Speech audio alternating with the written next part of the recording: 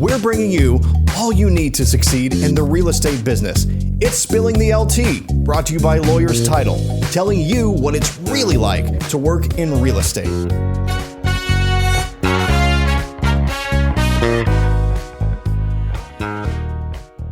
Welcome back to another episode. I'm your host, Tamera. Today, we're going to talk about common issues, lending issues facing buyers today. But first, if you like my content, you're really going to love my escrow team. So let's get a conversation going about your title needs. You can reach out to me on any of my social media platforms.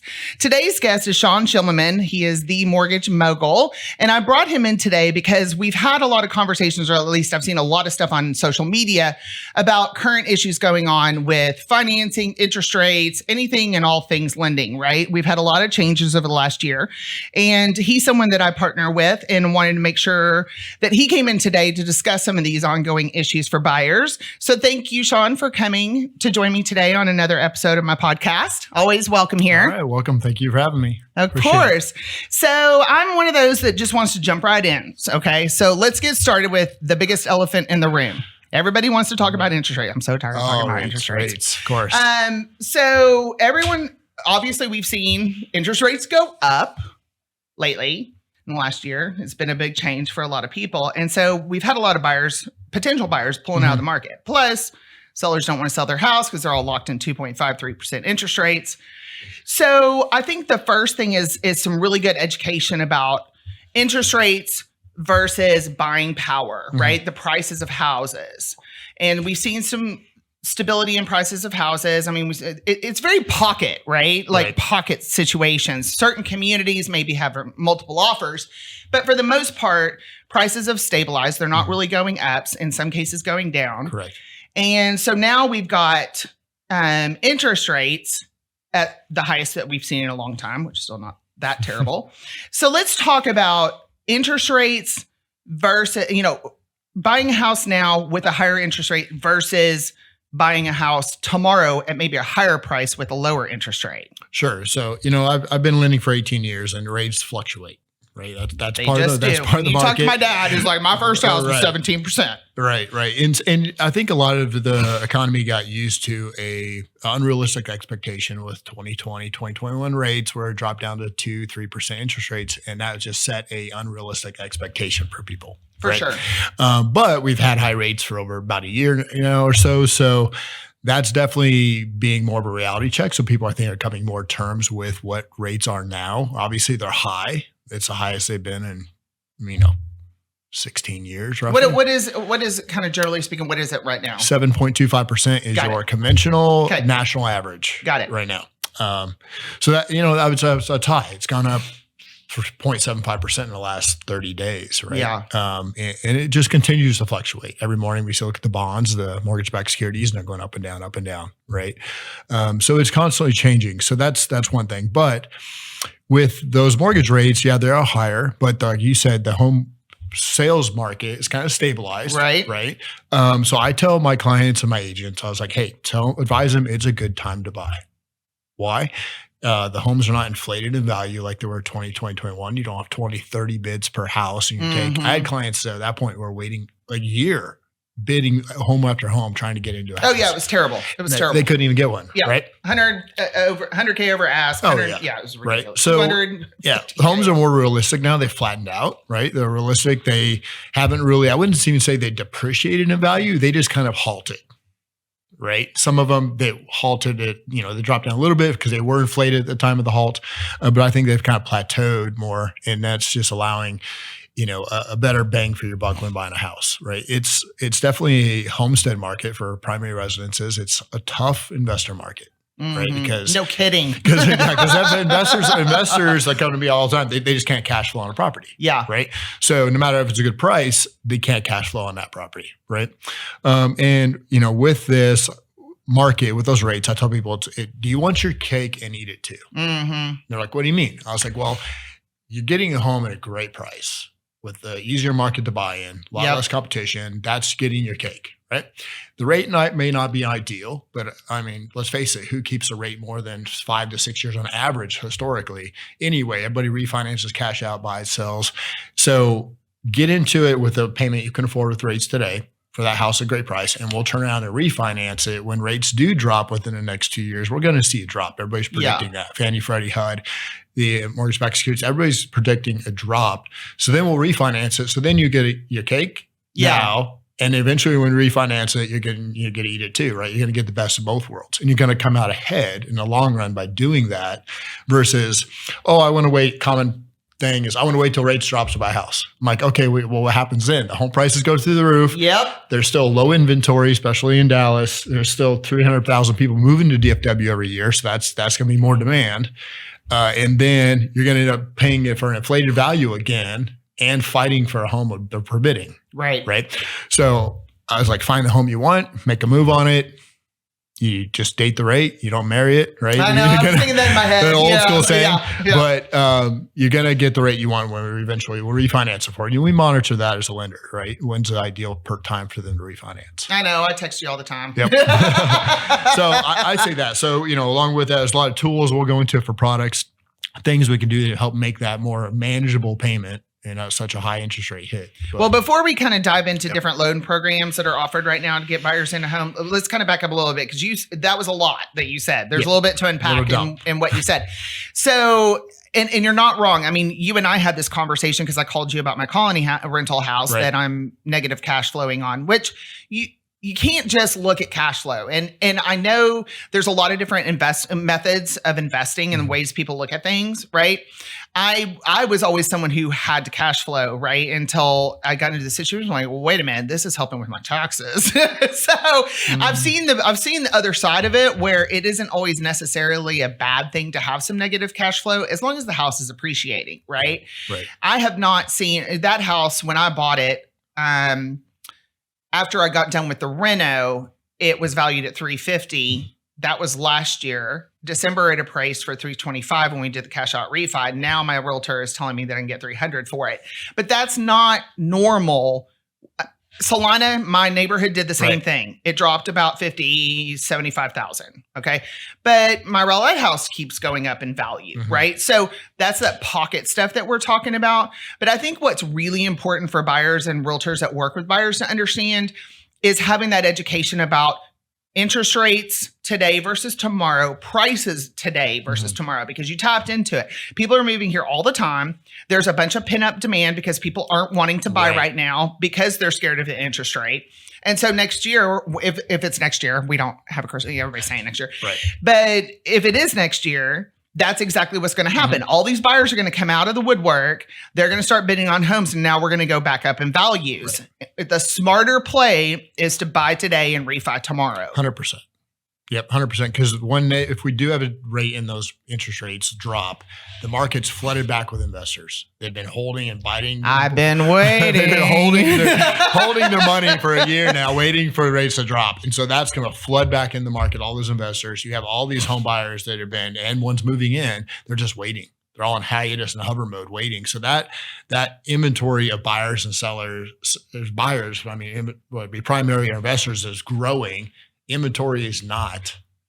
So you think it's tight to buy a house now, wait till the rates do drop, and then you're going to have so many people trying to pounce on a house. And for traditional buyers, this is sound advice, right? For investors, you have to look at things a little bit differently as well, because you've got to figure in rent comps on top of that, right? Sure. Yep. Does the property have the ability to increase? Like, it's one thing to go into a negative cash flow situation temporarily, right? But you don't want to be pouring money into a property that isn't ever going to pay off, right? Sure. So housing prices have stabilized. We don't know if that particular area is going to see any kind of appreciation, in the next year or two. Sometimes investors don't hang on properties that long. Then you're walking into a situation where it's not cash flowing. And so you've got to look at the rent comps. And that's why a lot of investors have come out, is because there's just not enough meat on the bone, right? I think I'm waiting for I want the luxury market to come back, please. But I think those are all savvy investors as well. The higher price point houses, those are more wealthy individuals. And a lot of them have pulled back just because their portfolios, that it's not a good idea to purchase a luxury property right now. They're worried about their overall portfolio. So I think the luxury market, when the interest rates drop, we'll start to see that come back, and also buyers will come out. But for investors, if you can figure out how to take at least a temporary hit, because the prices will just keep going up, and you're not going to be able to bridge that gap between the lack of rent and the price of the house, right? Yeah. Does that make sense? Did that make sense just now? Yeah, exactly. I mean, some of those properties, they make sense from what you expect to get from appreciation. It may not cash flow immediately, right? And get a little tight. Like I said, when that market changes too, I mean, a lot of the investors are looking at fix and flip too, because if there's so much demand, they can come in and get something, fix it up, price it up, sell it way over market again. So you'll see a lot of those coming too. Because they can see a quick turn in that house. I think for investors, the smart play right now is a distressed house, because you can pump a little bit of money in it, and then you bought it under value because it's distressed. Right. Off market's a great play. Anyway, we can talk about all of that I can talk about that forever. Moving on.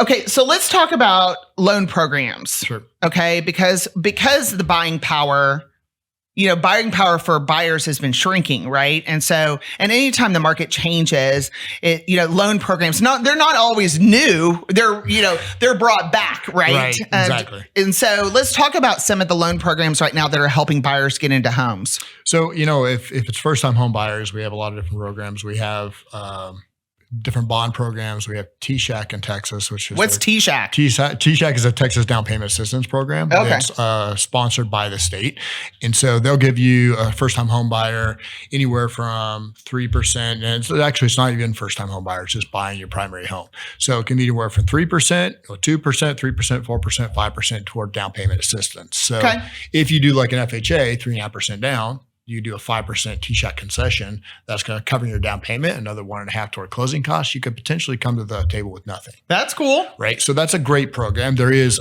income limits on those because, different by county. They're not for everybody. They're not for everybody. If some people can make money to pay your own down payment, you don't get assistance. Exactly. So if you make too much money, they figure you have some in the bank. Right. Yeah. But that's a great program for that. For getting into those, I did a class on USDA homes the other day with an office, just because I think it's a highly underutilized product, right?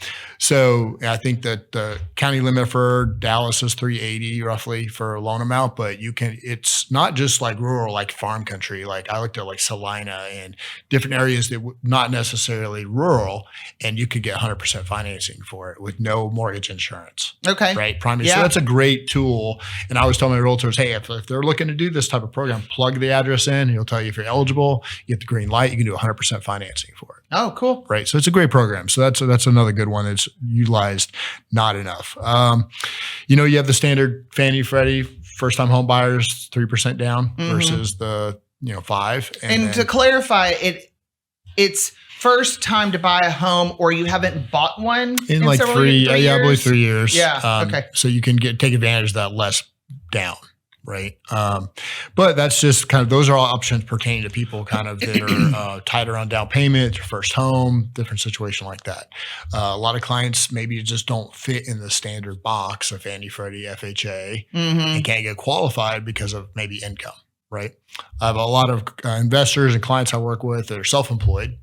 And that's always a fun one. They the 1099 employee. You like to take advantage all realtors, of. Exactly. 1099. I do financing for a lot of realtors because they want to take advantage of the tax laws and write off what they can. And then that limits what their income is for, say, Fannie, Freddie, FHA, because their bottom line is what you go off of. So I have a lot of different non-conforming products, means they're not Fannie, Freddie, FHA. And you can use bank statements, asset depreciation. Yeah, the bank statement loan has become, that's a new, maybe it's new again, I don't know, but that's been a big It's been just re-infused with a lot of looser guidelines. I have some products where you can be self-employed under 2 years, and you can do a 12-month, 6-month, 3-month bank statement program, things like that. Just kind of whatever's going to show the most income that you're looking for. Okay. Let's see. Oh, this is going to be a hot topic, or it already is. Student loan payments are going to resume. Yes. They took a break because of COVID, and then Biden had that student loan forgiveness idea that didn't ever happen. Right. That got rejected. Okay, so when I think there is it October or November. I don't have student loan debt, so I don't know the answer, but I've been kind of watching a little bit. It's later this year, Yeah, I believe when they're so. going to take back into effect. So, how is that going to affect? Has it been? I mean, because you still had the debt, you just didn't have to make a payment, right? So does that Right. have? I mean, I don't know that would even be a. It's not really something that's been that big of a factor historically from my standpoint, the loans I work with. But yeah, it goes back to the conventional. You count, if you don't have a payment yet, then you use 1% of that for your payment amount. And if you're FHA, you use 0.5%. So you just plug those into their debt. So that's a debt that's added to your debt is what those estimated payments will be if you're not on a payment plan currently. So that just adds to that, which is not substantial. Okay. 1% to 0.5% for FHA. That's not a substantial thing that swings the needle a whole lot. So Okay. it's there, but it would only really affect those right on the cusp of the debt to income approval. All right. Well, let's skip over that because I wasn't sure if that was really a thing or not. I want to back up on loans. Yes. So can I ask you a question? This is for me. Sorry, y'all. I heard something that said all loans are going to become assumable. Okay, big question. So I get the assumable loan question a lot. I bet you do as an investor, Right. working with investors. So, assumable loans, Fannie, Freddie. One, if it's non-conforming, they're not doing assumable loans, right? So meaning it's not Fannie, Freddie, FHA, or VA. FHA and VA are approving assumable loans, which means the servicer whoever's servicing that loan goes along with it because those are government-backed programs, right? Government securitized backed programs. So let's just throw out the scenario. Say you're a seller, you owe $300,000 on your house. It's an FHA, and you have a 2.5% interest rate for you got during the COVID period. Right. If I want to buy that home from you, you're selling it now for, let's just say $400,000. Okay. And you owe $300 on it. Let's Right. make even numbers here. I'm buying for you. That means I can assume your loan if you approve it, and I go through the assumable process. So I assume that $300,000 note at, let's say 2.5%. The difference, what I bought it for, is $100,000. That means I have to come up with $100,000. Yeah. To Down give payment, you. right? Wait. Down payment? Down payment. Wait, explain. Back up a So second. I'm buying, I my missed purchase something. price is $400K. Yeah. My loan is only going to be for what's assumable amount. The balance Right. is left $300,000. There's Right. a $100,000 gap. That's my down payment Okay. because they can't increase assumable loans. They won't increase the balance. They will take the loan as is, assume it to me, but I have to come up with the difference, right? That's where it is a catch because not everybody has that gap for the down payment. Why are you calling it down payment as opposed to, because it's just what you owe the seller because the Right. house price is $400,000, right? Right. Because I'm doing a purchase price of $400,000. $100,000 I have to bring in cash Well, at closing. yeah. So To make up the whether difference, it goes to you, I have to bring $100,000 in cash to the closing to cover the difference. Yes. So yeah, it is ultimately going to you plus closing costs and everything else, right? Okay. But that's how much I have to bring to the table at closing. Yeah, for Right, sure. so- Because you got to pay $400,000. Correct. Yeah. So that's where I've seen. I've heard a few out there. I always see that hiccup because some people wanting to do that may not have the money to put for that difference down. There's another caveat to it.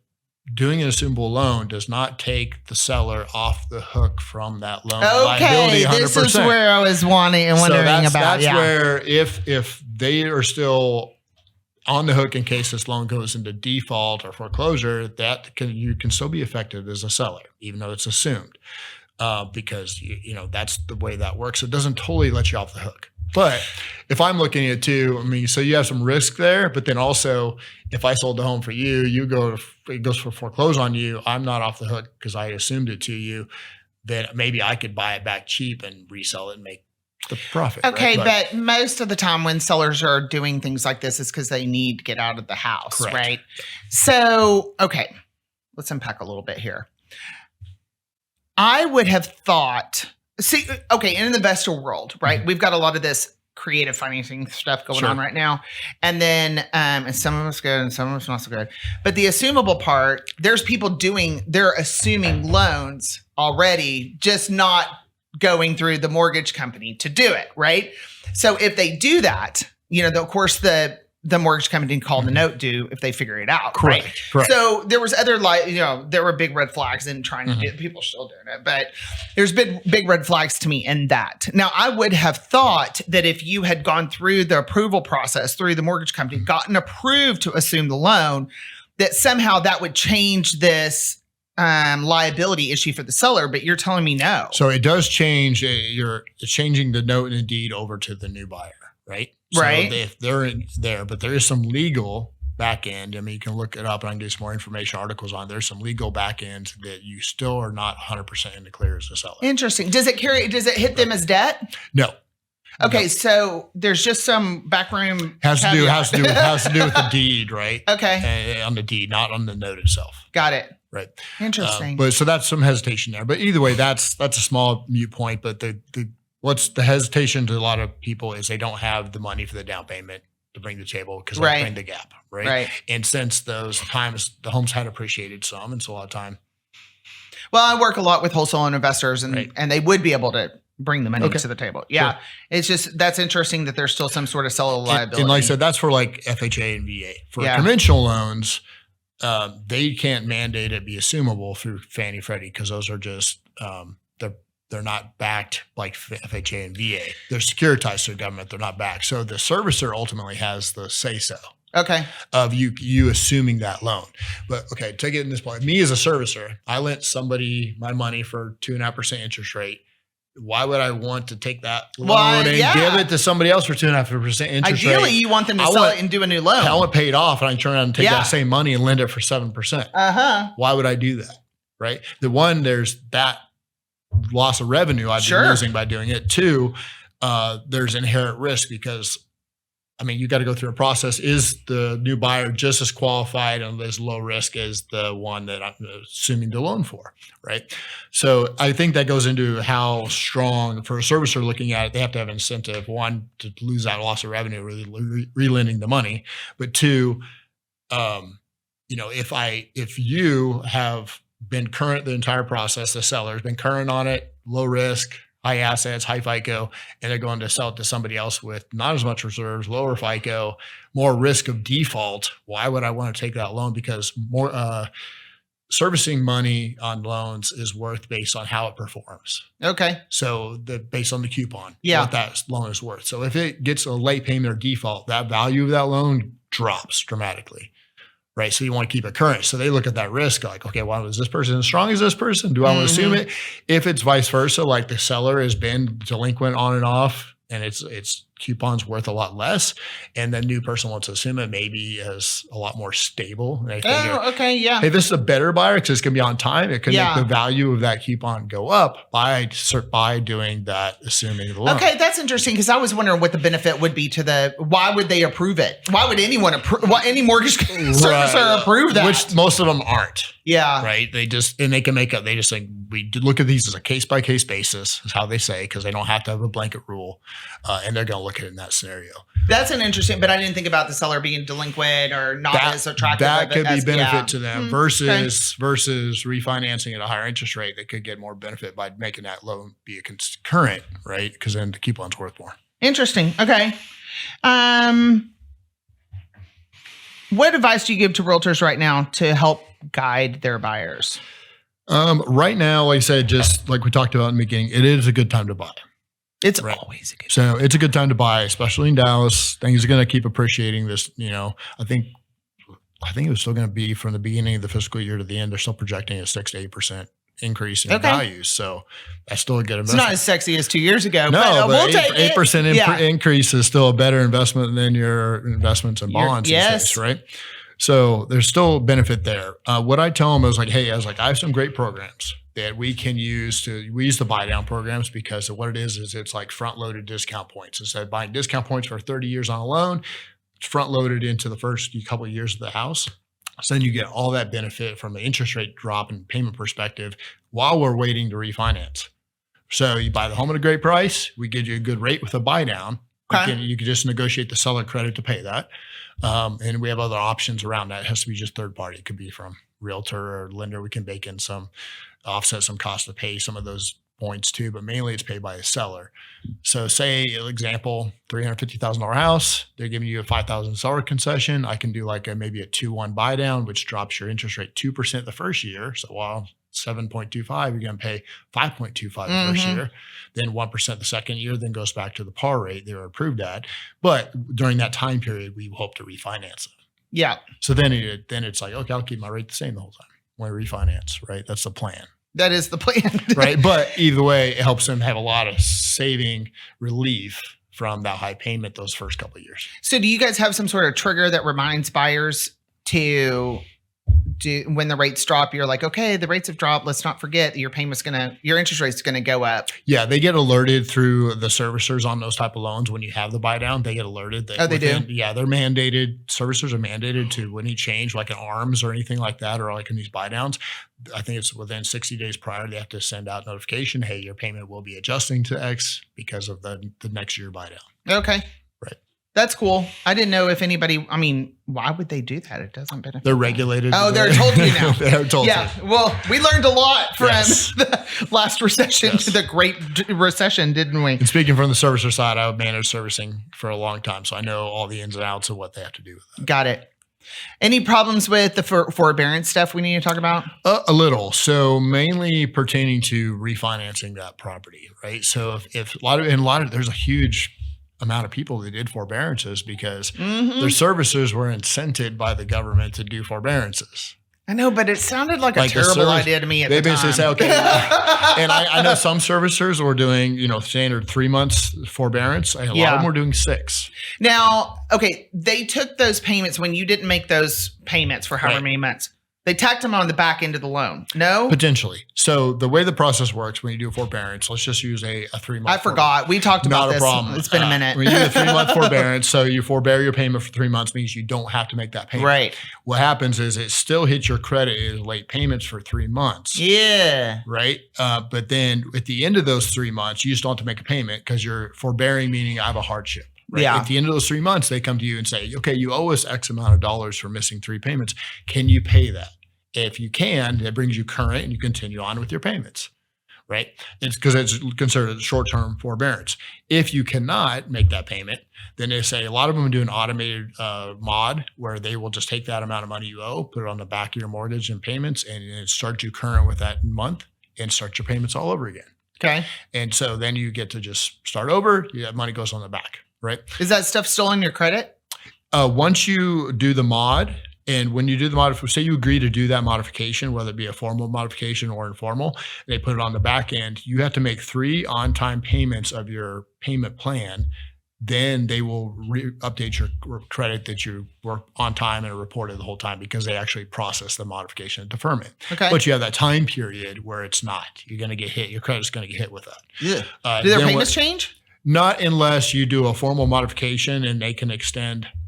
With modification, they have what's called a waterfall. So they'll look at it and be like, okay, well, first thing we'll do, if you can't afford this, that's if you can't afford it, and they'll just put it on the back. Yeah. If you can't afford that payment still, then they go through the waterfall for that investor and they'll say, okay, what if we extend it out to a 30, if you're on 15, we'll extend it back out to a 30-year, 40-year. Can you afford that payment? Got it. Or do we need to drop your interest rate? They'll drop your interest rate and modify the terms to get you within a threshold of debt to income that their servicer or their investor for that loan requires. Okay. So they go through that whole list. Got it. Right. But that's the process. Yeah. Right. But again, then when you're current, you cannot refinance that house until you've been current for 3 months on those payments. Okay. Because they want to make sure that you've handled the forbearance issue and you brought yourself current, and then you can look to refinance it after that. Got it. Okay. I just didn't know if I was wondering if it had an impact now on homeowners. And I know we've got sellers that are selling their houses with forbearance. So I just didn't know what the impact of that was. For a buyer buying a home that's on forbearance, there's no issue because that's the seller's issue. Right. If you sell the home before you go through that modification process, your credit won't be fixed. Got it. Right. As far as them reporting it current now. Okay. So if you did a forbearance, get it current. Otherwise, it's going to be stuck in your credit. Okay. Process forbearance, stick to the 3-month payment plan. And then after that, then they figure you're good. Okay. It's like it's kind of like your, probationary period. Okay. And then after that, then credit would be updated as current.